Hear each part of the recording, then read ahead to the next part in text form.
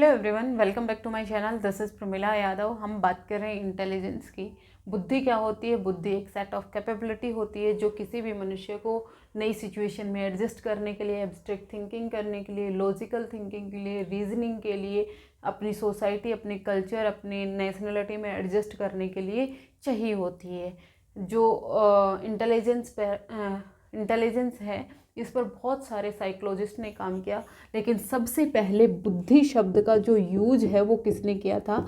Galton ने किया था। किसने किया था? गॉल्टन ने सबसे पहले बुद्धि शब्द का यूज किया था। आपको याद रखना है। फिर उसके बाद आपको याद रखना है इंटेलिजेंस स्केल यानी इंटेलिजेंस टेस्ट की सबसे पहले बात 1905 में किसने की थी? बिने और साइमन ने की थी। बिने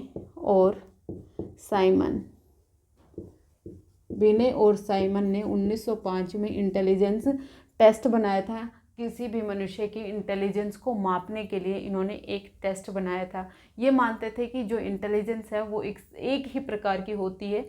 मतलब इनकी थ्योरी को हम वन फैक्टर थ्योरी भी कह सकते हैं। वन फैक्टर थ्योरी, अगर आपसे कोई पूछे one factor theory of intelligence किसने दी थी, तो वो बिनेट ने दी थी। इंटेलिजेंस बिनेट और साइमन ने दी थी। फिर इसके बाद उन्होंने 1908 में मेंटल एज और क्रोनोलॉजिकल एज की बात की थी, यानी मानसिक आयु और वास्तविक आयु।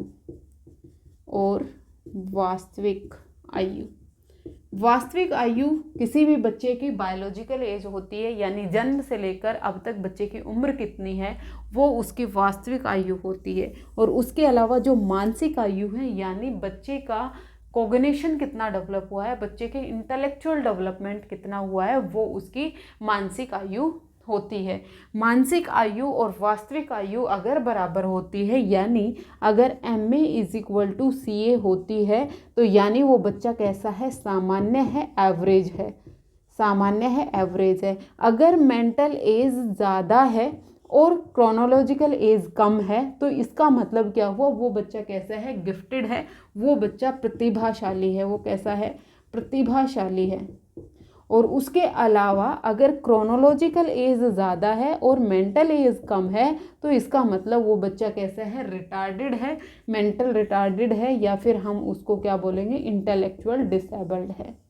ये चीज़ें आपको याद रखनी है। ये बिनेट ने कहा अगर किसी भी बच्चे की मानसिक आयु और क्रोनोलॉजिकल आयु दोनों बराबर हैं तो वो बच्चा सामान्य होगा, यानी उसमें बुद्धि सामान्य होगी।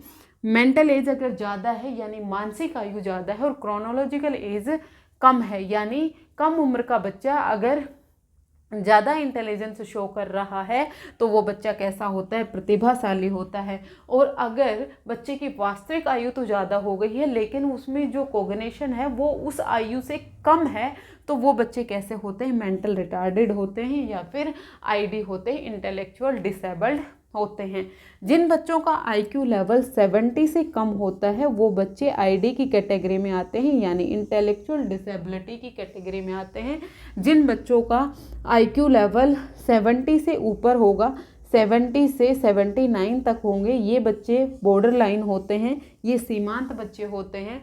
और इससे ऊपर वाले बच्चे बिलो एवरेज और एवरेज में चले जाते हैं। ये मैं पूरी टेबल लास्ट क्लास में आपके साथ डिस्कस कर चुकी हूँ। फिर उसके बाद हम बात करें 1912 में आए स्टर्न। 1912 में कौन आए? स्टर्न आए। स्टर्न ने IQ की बात की, इंटेलिजेंस क्वोशिएंट की बात की। इन्होंने इंटेलिजेंस क्वोशिएंट का एक फॉर्मूला बनाया जिसको कहा गया MA/CA, यानी अगर बच्चे की मानसिक आयु को अगर हम बच्चे की क्रोनोलॉजिकल एज यानी वास्तविक आयु से डिवाइड कर दे, तो ये क्या आ जाएगा? इंटेलिजेंस क्वोशिएंट आ जाएगा, बुद्धि लब्धांक आ जाएगा। उसके बाद 1916 में आए टर्मन, जिन्होंने रिवाइज्ड IQ का फॉर्मूला दिया जो हम आज यूज करते हैं, MA/CA × 100। ये आपको सारा याद रखना है। सबसे पहले बुद्धि की बात किसने की? गॉल्टन ने की। 1905 में बिने और साइमन ने इंटेलिजेंस टेस्ट की बात की। किसकी बात की? इंटेलिजेंस टेस्ट की बात की। पहला इंटेलिजेंस टेस्ट इन्होंने बनाया। फिर इसके बाद 1908 में इन्होंने बात की एमए और सीए की, मानसिक आयु की और वास्तविक आयु की। फिर 1912 में स्टर्न आए। स्टर्न ने मेंटल एज और क्रोनोलॉजिकल एज से आईक्यू का फॉर्मूला दिया। अगर आपसे कोई पूछता है इंटेलिजेंस क्वोशिएंट की सबसे पहले बात किसने की, तो वो किसने की थी, स्टर्न ने दी थी। और आईक्यू का रिवाइज्ड फॉर्मूला किसने दिया है, टर्मन ने दिया है। इतना आपको पता होना चाहिए। फिर उसके बाद हम बात करते हैं थ्योरी ऑफ इंटेलिजेंस में, two factor theory of intelligence. Two factor theory of intelligence. Two factor theory of intelligence किसने दी, ये दी स्पीयरमैन ने। ये किसने दी, स्पीयरमैन ने दी। आपको याद रखनी है टू फैक्टर थ्योरी है वो किसने दी है, स्पीयरमैन ने दी है। ट्रायर्किक थ्योरी ऑफ इंटेलिजेंस जो नेक्स्ट क्लास में आप देखेंगे वो दी थी स्टर्नबर्ग ने। तो स्पीयरमैन ने two factor theory of intelligence the. Spearman मानते हैं कि जो इंटेलिजेंस है वो दो फैक्टर से मिलकर बनी होती है। पहला होता है एस फैक्टर और दूसरा है जी फैक्टर। दूसरा है जी फैक्टर। एस फैक्टर का मतलब क्या है, स्पेसिफिक फैक्टर। स्पेसिफिक फैक्टर यानी विशिष्ट फैक्टर। स्पेसिफिक यानी विशिष्ट। और फिर आता है आपका जी फैक्टर यानी आपका सामान्य यानी जनरल फैक्टर। सामान्य फैक्टर या फिर जनरल फैक्टर। ये कहते हैं कि मनुष्य की जो बुद्धि है, मनुष्य की जो इंटेलिजेंस है वो दो टाइप के फैक्टर से मिलके बनी हुई होती है। एक तो है एस फैक्टर और दूसरा है जी फैक्टर।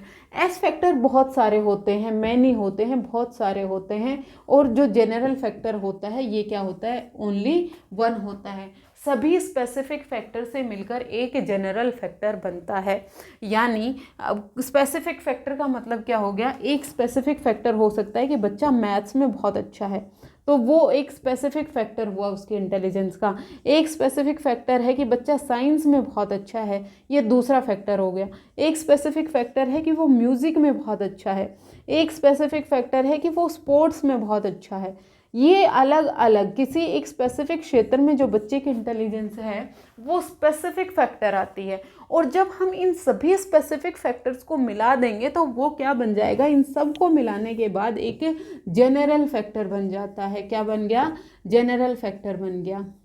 स्पीयरमैन मानते हैं कि जो इंटेलिजेंस है वो एक जनरल होती है। यानी अगर कोई बच्चा एक सब्जेक्ट में अच्छा है तो वो दूसरे सब्जेक्ट में भी अच्छा परफॉर्म करेगा। यानी अगर कोई भी बच्चे मैथ्स में बहुत अच्छे हैं तो वो म्यूज़िक में भी बहुत अच्छे होंगे, वो साइंस में भी बहुत अच्छे होंगे, वो ड्राइंग में भी बहुत अच्छे होंगे, वो पेंटिंग में भी बहुत अच्छे होंगे। इन्होंने इंटेलिजेंस को क्या किया, एक जनरल फैक्टर कहा कि अगर कोई भी बच्चा एक सब्जेक्ट में अच्छा है तो वो दूसरे में भी अच्छा होगा। ये थी two factor theory of intelligence जो किसने दी थी, स्पीयरमैन ने दी थी। यहाँ से आपको क्या याद रखना है, सबसे पहली चीज़ आपको याद रखनी है टू फैक्टर ऑफ थ्योरी के जन्मदाता कौन थे और टू फैक्टर थ्योरी के जनक कौन थे, तो वो थे स्पीयरमैन। स्पीयरमैन को फैक्टर एनालिसिस के फादर भी कहा गया है, father of factor analysis. Factor analysis, factor analysis का फादर का मतलब क्या है, इन्होंने जो अपनी इंटेलिजेंस पर स्टडी की थी तो इन्होंने फैक्टर एनालिसिस यानी एक स्टैटिस्टिकल मेथड था जिसके द्वारा इन्होंने इंटेलिजेंस को दो टाइप में बताई थी, एस फैक्टर और जी फैक्टर। इसीलिए इनको फादर ऑफ फैक्टर एनालिसिस भी कहा गया है, आपको जरूर से याद रखना है। फिर उसके बाद टू फैक्टर हैं, एस फैक्टर है, एक जी फैक्टर है। एस फैक्टर है वो स्पेसिफिक होता है यानी विशिष्ट होता है, हर एक क्षेत्र में अलग अलग होता है। कोई क्रिकेट में बहुत अच्छा हो सकता है, कोई म्यूजिक में बहुत अच्छा हो सकता है, कोई ड्राइंग में बहुत अच्छा, कोई मैथ्स में बहुत अच्छा, कोई लैंग्वेज में बहुत अच्छा। ये सभी स्पेसिफिक फैक्टर होते हैं। फिर उसके बाद जनरल फैक्टर की अगर हम बात करें, जनरल फैक्टर 1 होता है, इसमें सभी स्पेसिफिक फैक्टर इंक्लूडेड होते हैं। ये थी आपकी थ्योरी ऑफ इंटेलिजेंस जो स्पीयरमैन ने दी थी। होपफुली आपको ये वीडियो अच्छी लगी होगी। अगर आपको वीडियोस पसंद आ रही हैं तो प्लीज़ आप लाइक शेयर एंड सब्सक्राइब कीजिएगा। आज के लिए इतना ही, मिलते हैं नेक्स्ट फिर से। Thank you very much.